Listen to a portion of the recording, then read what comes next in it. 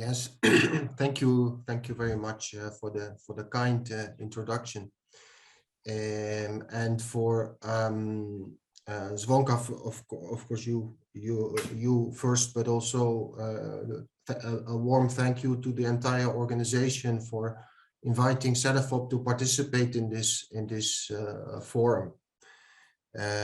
So yes, indeed, it's my first presentation after COVID. I mean, now many times people speak about pre-COVID and post-COVID. I mean, for me, it now has also a personal meaning.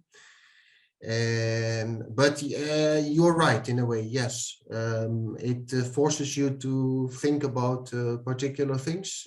Also, the experience of being locked up at home was in a way interesting.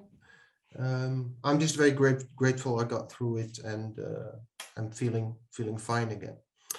So first thing I do, and that's always the first thing we do, is sharing our screen. And I just want one of you to maybe show a hands up to make sure that the screen is visible. It is. It is. It is good. Yes. Okay, great. So let me just organize my own screen here. 1 second. Okay, good. There we go.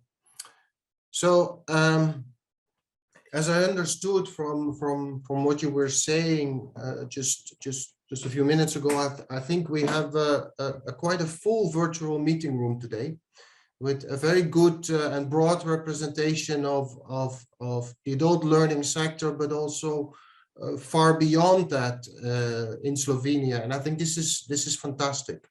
But at the same time, it also doesn't come to me as a complete surprise. And why do I say that? Because I think the theme of this meeting is attractive in the sense that it's not really possible to or sensible to talk about the future of work without looking at the future of adult education. Because the adult education sector, the community is not just a stakeholder, it's at the same time it's a driver of change, and a sector that's actually instrumental in making the changes that we need to happen in the next decade. And sometimes I say next decade, but actually we're already in it. We're talking about roughly the time up to 2030. Many things need to change. So in this opening presentation, I would like to provide some insights into how we at Cedefop, the European Center for the Development of Vocational Education and Training, how we see the role of adult education, or we also call it continuing vocational education and training, or we call it upper reskilling, how we need to shape and how we need to future-proof it from the perspective of labor markets and skills. And at Cedefop, we use the concept of skills governance to do that. For us, it's a central concept. It's a tool that we use to identify how we can improve the match between people, skills, and jobs. Now, I think it's good to take a quick step and to define terms, basically, to understand what we mean by the skills governance concept. It's crucial to point out the difference between two concepts: skills governance on the one hand, skills intelligence on the other. Skills intelligence is the more narrow concept. It's information that you can derive from different tools, methods, that helps you shed light on labor market trends, skill needs, let's say in a current perspective or a future perspective. So that's the one side of it. And it's not just information. I think it's also important to point out. We're talking here about intelligence, which means that it's information that has an actionable value. it's not just a table on trends. It's a table on trends that interprets what's actually going on, and that ideally also gives labor market actors, policymakers, insight on what those trends mean and how they can use this intelligence to shape their policies. Now, skills governance is actually everything that's around that, because you can have the best information, the best analysis. If it ends up in a report that gets shelved and is not really used, then it remains without much impact. Now, the idea of skills governance is that stakeholders and policymakers need to interact, they need to interpret, they need to work together to develop suitable policy responses based on the information, the intelligence we get from skills forecasts, from skills foresight, and from other types of labor market information and analysis. Another important point is that if you are expecting some impact of labor market and skills intelligence, meaning that you actually are able to influence decisions by individuals, by employers, by social partners, for instance. This requires targeted dissemination and dissemination to policymakers, to employers, to sectors, to education and training providers can be very different depending on what kind of information users are looking for. And actually, dissemination, I mean, ultimately disseminating labor market and skills intelligence to individuals, again, requires something very targeted, something that's very connected to the world of, for instance, young people, to the world of career changers. So basically, I think this is very important to keep in mind as the overall idea of how we look at these issues. At the same time, skills governance, it's a broad concept. It's not only about education and training and employment. It's about using the information at different levels, not only at the national level, but also at the regional or even local level. And it spans much wider than the traditional areas that labor market information has typically been produced for. So it's about education, it's about active labor market policies, which are more the traditional, let's say, fields, but it's also about economic innovation policies, migration policies, climate policies, and a range of others. Okay. So basically, this presents that same idea in a bit more detail. This is what we call our skills governance framework. But you can also think of it simply as a tool to analyze skills intelligence systems or practices in their wider context.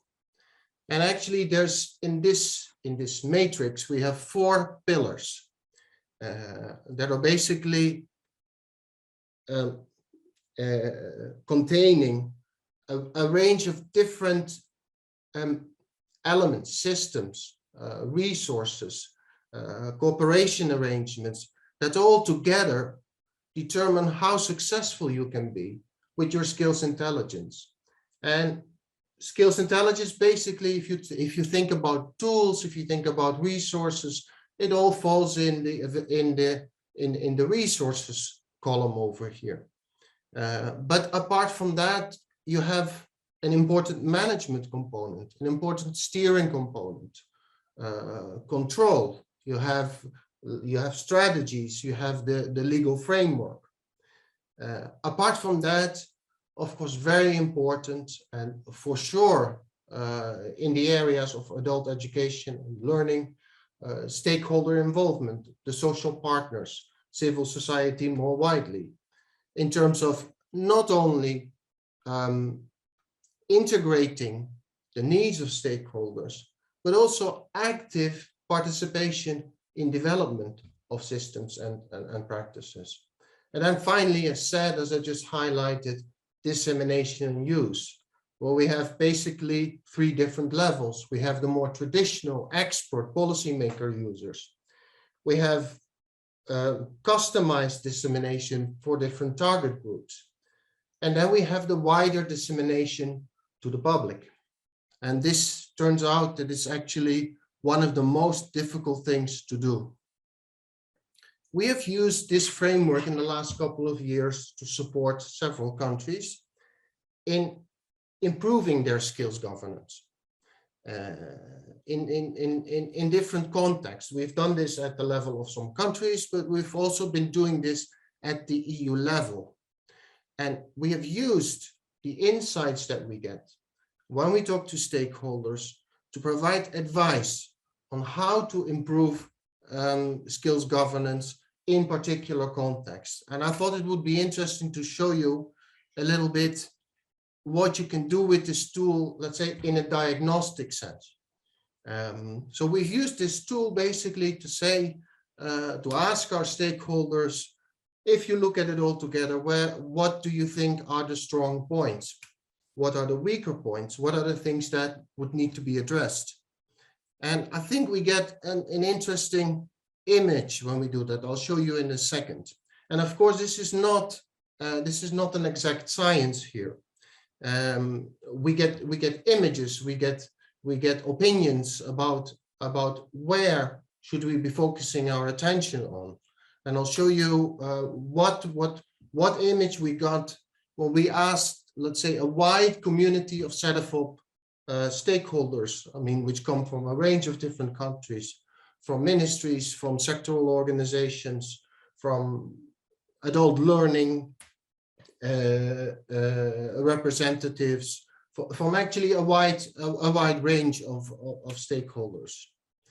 And what that shows is, if you break it up into, let's say in a quite simple way, into areas where people are quite positive, areas where they have mixed opinions, and areas where they have quite negative opinions. Actually, I think what is important is that actually what is already in place formally to manage and steer.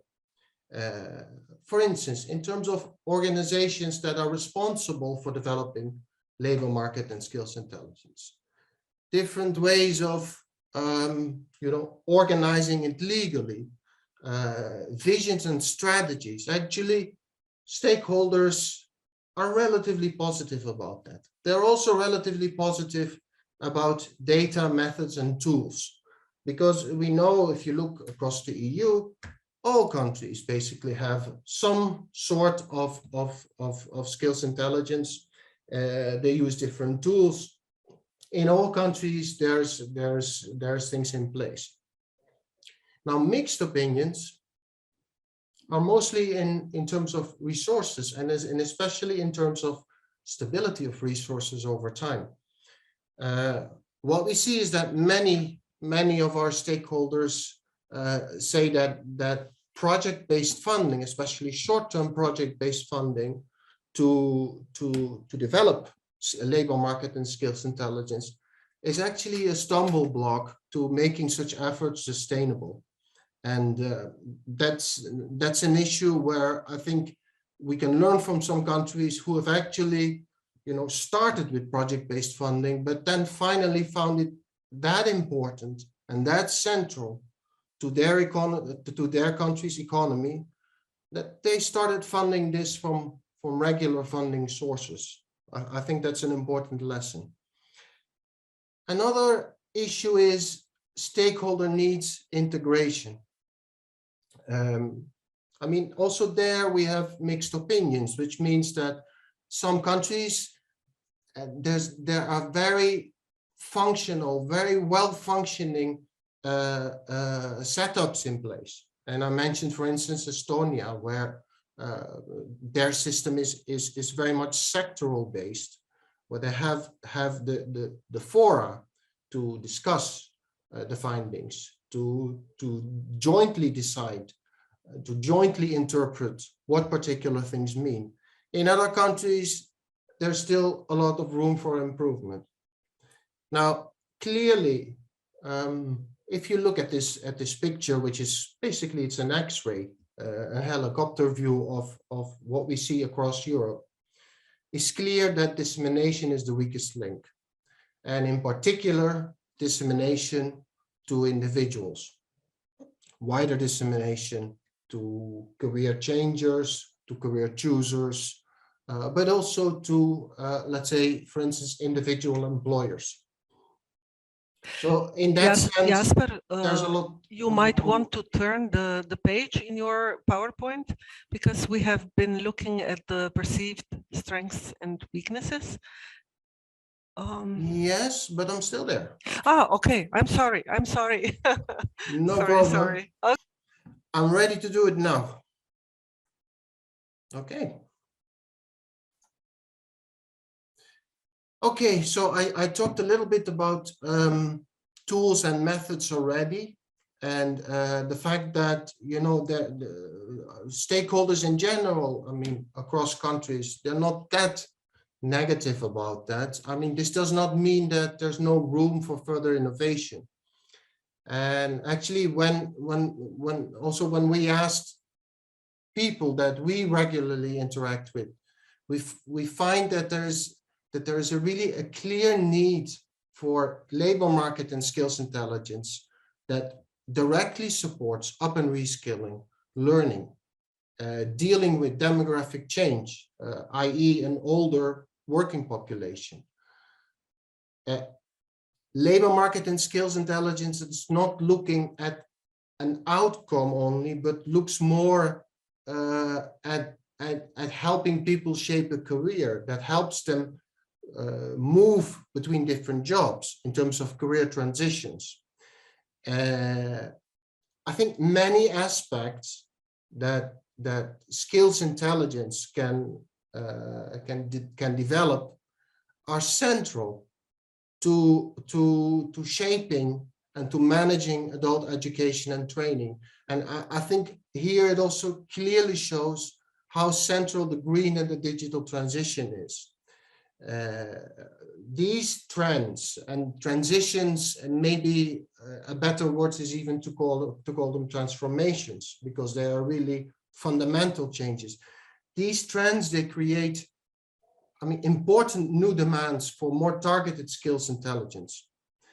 And actually, just to give you a bit of insight on how Cedefop is dealing with these challenges, for us, it means that we need to move away from the more traditional types of skills intelligence to something that we call next generation skills intelligence.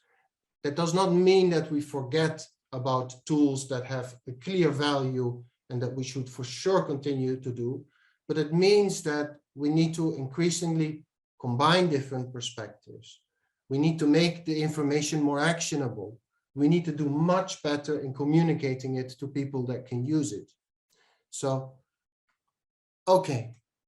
So in a more general sense, and I think this is also an interesting finding, because it's also something that is so stable across several, I mean, at least 5 years. I mean, we've had many opportunities where we've asked stakeholders in the field, adult education institutions, guidance practitioners, sectoral representatives. When we ask them, you know, what are you missing in the current available skills intelligence that is, you know, that you can consult in your country? What are you missing? Two answers always stand out. And the one is better information on emerging skill needs that basically are coming up, that are not yet reflected in qualifications, in occupations, etc. And the second thing is more information on actual skills in jobs. And we're not talking about broad proxies such as occupation or education attainment. We're talking about real skills. So, okay, I think I'll move to the next slide. And this brings us, when we're talking about skills, tools, methods to develop skills intelligence. I've put together here the main sources that are out there, the main methods, also the main methods that Cedefop is using, to give you a flavor of what kind of information we can use to shape that new generation of skills intelligence. And the first important lesson is that I think it's very important to keep in mind that there is no one method that provides definitive answers. All these methods, they have their strong points, they have their weak points, and basically what makes them powerful is not themselves, is not the methods in isolation. It's how you combine, how you cross-check, how you merge particular findings to get more actionable, more insightful information. A skill forecast, I think, is a very good example. I mean, a skill forecast, basically, what it does, it looks at the past, it looks at the trends that have taken place in the past, and it tries to give you a model-driven image of the future. Okay. Those forecasts are always based on classifications, occupation classifications, education classifications, sectoral classifications, and those classifications reflect the past. I mean, that's simply the way it is. Also, our statistical data is organized in that particular way. I don't see that as a particular problem, even in a labor market that is rapidly changing, because as long as we keep in mind assumptions and the limitations, skill forecasts, to me, they are a backbone. They are a backbone of any skills intelligence system, any national skills intelligence system, because it gives you, let's say, an overview of broad trends. And what we've seen, I think, and this is actually helping a lot, I think, in helping people realize, you know, what are the strong points of forecast? What are the limitations that I need to keep in mind? What is helping is that skill forecasts are increasingly used in combination with scenarios. And when you use scenarios, there's no longer one image of the future. There might be two or three. And using those scenarios, and we've been doing that at Cedefop, for instance, in terms of high automation versus low automation. What difference does that make? In the context of greening, we've just finalized a forecast on a forecast scenario that looks at what is actually the impact of the European Green Deal on employment. Basically, you turn forecasts in a tool not only to see a future, but you can also see, okay, what is the particular impact of policies? And what do those policies mean? Because as you can imagine, the Green Deal, I mean, we forecast quite positive impacts overall, but there's going to be winners and losers. Okay, some sectors will lose out. It means that those people will need to be retrained. They will need to be prepared for transitions. And that is, I think, is a key added value of the longer term, of using the longer term perspective that forecasts have and using the scenario aspect there. Okay. Okay, now let me just take one of the other blocks here in the beehive, which is actually quite a bit the opposite, which is, okay, forecasts give you a long-term image, but it doesn't tell you much about, you know, what kind of new jobs, what the kind of new skills are emerging. to do that, a source that we've been using extensively is looking at online job advertisements. We have a system now online that allows users to go to consult for their country or sector. What are the skills trends that are emerging in sectors, in occupations, in regions, etc. Basically using the information on what actual employers are asking from applicants for their job openings to see what is trending and what is coming up. And I think, you know, here you don't look far into the future. There's other tools you can use for that. But even if you look, let's say, at a period, for instance, in COVID, we see that apart from, I mean, the things that we all know, the more digital skills, people having to use digital tools, communication tools. We also see clearly coming up, for instance, on the basis of this analysis, that, okay, the pandemic in a way also was a way, was actually forcing many companies to reinvent their businesses. So we see that creativity, innovation, skills focused on, you know, on rethinking the way you do business, the way you interact with your customers. Those were the things that were trending. And okay, the online job ads analysis is basically telling you what is really happening now, almost in real time at the labor market.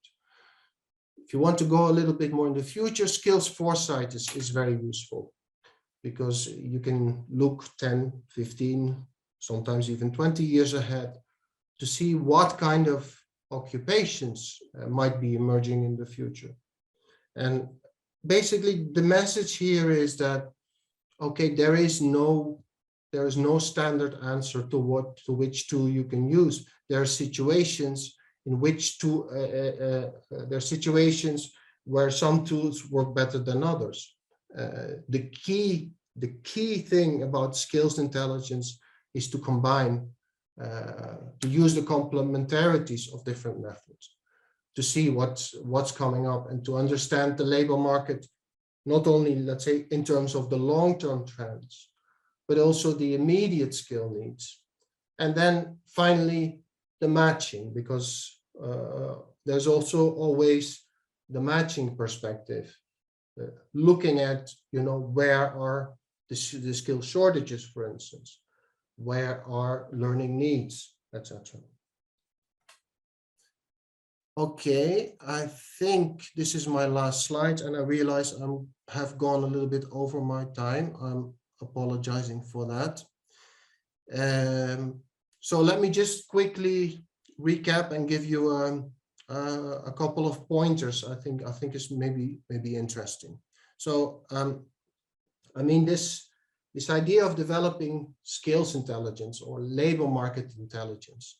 At Cedefop, we've been working on it for at least 2 decades, I would say. And we have been building throughout the years a lot of capacity to shed light, you know, from various perspectives on what is happening in the worlds of work and what is happening in the worlds of learning. So, and I think if you look over time, I mean, also looking back a little bit, I think we can clearly see that the importance of skills intelligence as a foundation for policy making is really increasing. And it goes beyond the traditional areas, education, training, employment. It's going, it's almost becoming like a skills and information on skills is almost something that does not really depend on which policy area you're talking about, because it's central to all of them, basically. Just think about the digital and green transitions. We focus a lot on technology. We focus a lot on you know, what needs to be developed in you know, technically, But if you think about it, ultimately, people will drive these transitions. Okay, last point in the 2020 European Skills Agenda, we see that skills intelligence has really been pushed a level higher. And I've put here basically the three key priorities that the European Skills Agenda, the 2020 European Skills Agenda puts forward. First of all, bringing skills intelligence closer to end users. This means going from an expert or a policymaker's audience to end users, career choosers, career changers, people that need upper reskilling, etc. Then secondly, national strategies to develop evidence, to jointly interpret what it means, and to co-design effective policy respondents. And then, of course, the overarching megatrends. I put the twin transitions here, but there are more. There's also, of course, the aging population. There's new forms of work. And there's different, for instance, different types of work organization. For instance, the platform economy. There's a range of megatrends that skills intelligence has a crucial role to play in understanding them and shaping them in desirable directions. Now, what does Cedefop do to support, let's say, the European ambitions for skills intelligence? We do basically three things. First of all, we actually produce state-of-the-art skills intelligence for the EU and for all its member states. That's one. But then also we have a role, and this role has become clearer over the years.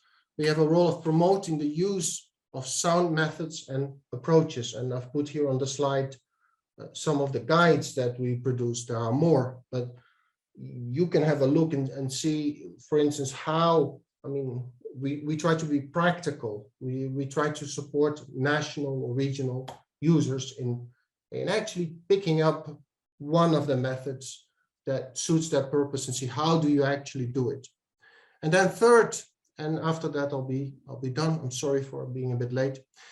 Third, we support stakeholders whenever we can. I mean, we're a small team, so we cannot do this, let's say, on a very broad scale, but we try to support stakeholders via policy learning, which means bringing people together, letting countries learn from each other, because in this area there's a lot of scope for policy learning. There's a lot of scope to make sure that, you know, countries or regions who are wanting to undertake something do not make mistakes that have been made before. That is we see it as our knowledge brokering function to get people together and to make them discuss and move forward. You can find actually quite a bit of information on skills intelligence, on skills governance, on our new web portal. I put the link there. I'll also put it in the chat. And that also includes a range of actual skills intelligence tools, the forecasts, but we also have our real-time labor market information tool, Skills of 8. And we have information on actually policy initiatives from all member states that look at how you can actually use the information you have produced. So how do you use it to shape feedback loops between, for instance, the labor market and training courses for unemployed, for low-skilled, etc. So that's more qualitative information, I would say. Okay. I realized I spoke way too long, Zonka. I hope you will not hold it against me. No, we won't. I think it's highly interesting what you told us. Very, very needed in our field of work. As you said at the beginning, we have to link, we have to work very closely. This framework of yours really indicates this need for cooperation.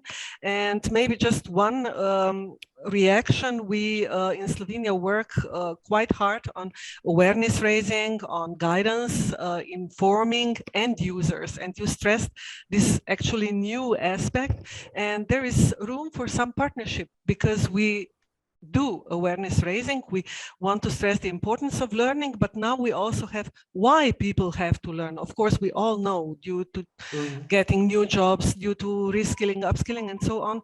But if we combine your intelligence, this labor market and skills intelligence with our awareness raising, we will reach a lot of people and make a difference in real life. Exactly. Yeah. I didn't say it. One thing I think it was in the word cloud. What we found out, and it's actually for us a reason to go much deeper into it, is that, okay, we're becoming much better at seeing where people need to go. Okay, what skills, what occupations, what sectors are interesting, promising opportunities. Right. Now, a question is how they get there. Yeah. And the answer is not always a training course. Yeah. You know, it's also much more about, you know, what can you do in learning rich work environments? What can you learn from your boss? What can you learn from mistakes? I mean, it's a whole palette of different learning routes, let's say. Exactly. For us, that's a reason on devoting an entire survey on that. So we are in 2023, we'll have a European training and learning survey, which looks more at the supply side of the issue, because it's no longer enough to say, okay, you need to go there and there. We also need to be able to say, to get there, you need this and this. So that is I think is a fascinating, you know, new trend in the whole skills intelligence work.